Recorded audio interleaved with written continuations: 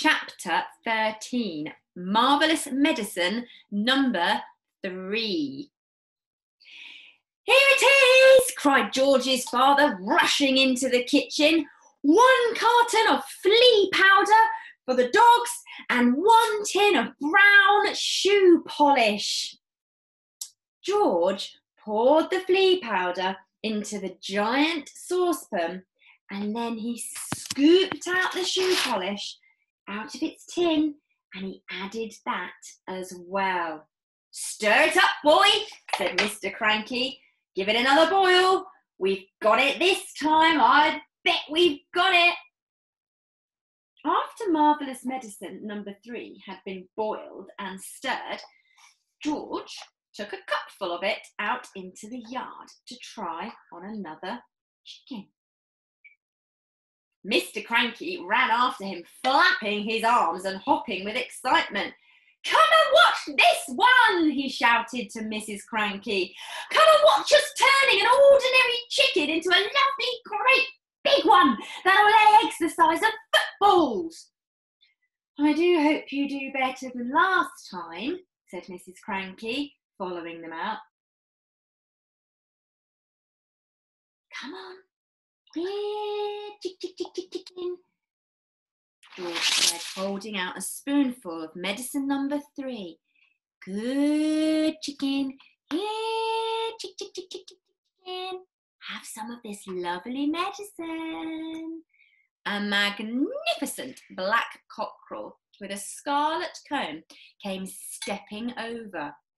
The cockerel looked at the spoon and went, "Peck!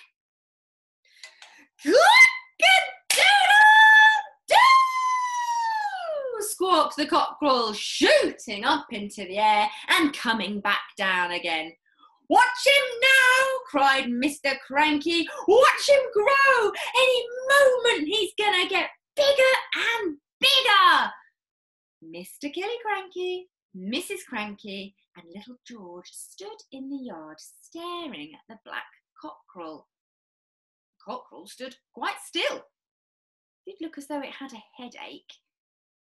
"What is happening to its neck?" Mrs. Cranky said. "It's getting longer," said George. "I'll say it's getting longer," Mrs. Cranky said. Mr. Cranky, for once, said nothing. "Last time it was the legs.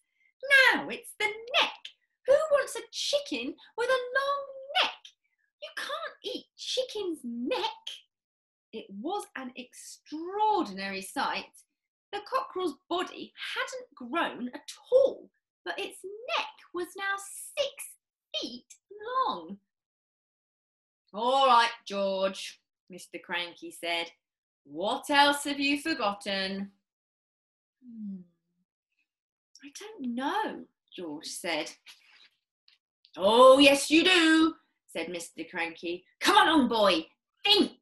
There's probably just one vital thing that you're missing. Just one thing, and you've got to remember it."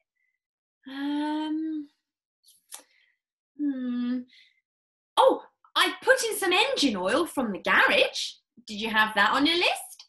"Eureka!" cried Mr. Cranky. "That's the answer. How much did you put in?" "Half a pint," George said. Mr. Cranky ran to the garage and found another half pint of oil. "And some antifreeze," George shouted after him. "I sloshed in a bit of antifreeze." Chapter 14, Marvellous Medicine number 4. Back in the kitchen once again, George, with Mr. Cranky anxiously watching him, tipped in half a pint of engine oil and some antifreeze into the saucepan. "Boil it up again," said Mr. Cranky. "Give it a stir." George boiled it and he stirred it. "You'll never get it right," said Mrs. Cranky. "Don't forget, you have to have not just have the same things, but you have to have exactly the same amount of those things. How could you possibly do that? You keep out of this, cried Mr. Cranky. We're doing fine. We've got it this time. You see if we haven't. This was George's marvellous medicine, number 4. And when it had boiled for a couple of minutes, George carried a cupful out into the yard. Mr. Cranky ran after him, and Mrs. Cranky ran after him.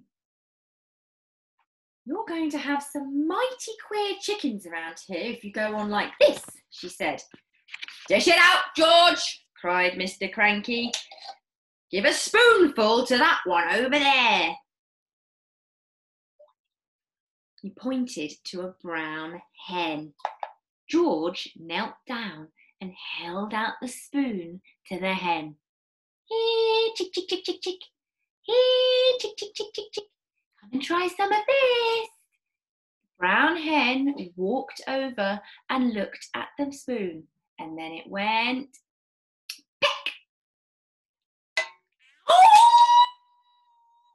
It said, and then a funny whistling noise came out of its beak.